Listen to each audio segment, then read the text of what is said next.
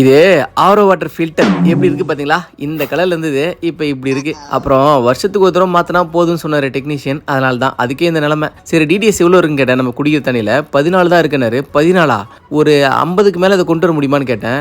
ஓ தாராளமாக பண்ணிடலாமேன்னு சொன்னவர் டக்குன்னு எனக்கு வாட்டர் பியூரிஃபையரை பற்றி ஃபுல்லாக கிளாஸ் எடுக்க ஆரம்பிச்சிட்டாரு. தண்ணி இந்த ஃபில்டர்லேருந்து இங்கே போகுது, இங்கேருந்து அங்கே போகுதுன்னு சொல்லிட்டு அப்புறம் இந்த யூவி ஃபில்டர் இருக்குது பார்த்தீங்களா, இதுக்குள்ளே தண்ணி வரும்போது வந்து பார்த்தீங்கன்னா அதில் இருக்க வைரஸ் அண்ட் பாக்டீரியாஸ் மட்டும் தான் டெத் பண்ணும்.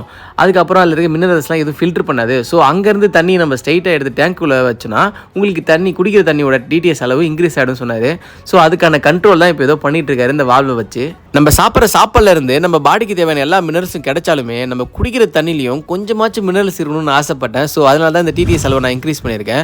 நீங்களும் நீங்கள் குடிக்கிற தண்ணியில் மினரல்ஸ் இருக்கணும்னு ஆசைப்பட்டீங்கன்னா இந்த ஆரோ வாட்டர் ஃபில்டர் மாற்ற கண்டிப்பாக டெக்னீஷியன் வருவாங்க. ஸோ அவங்க கிட்ட கேட்டு இந்த மாதிரி மாற்றிக்கோங்க. ஓகே பை பாய் வட்டா. I love you all.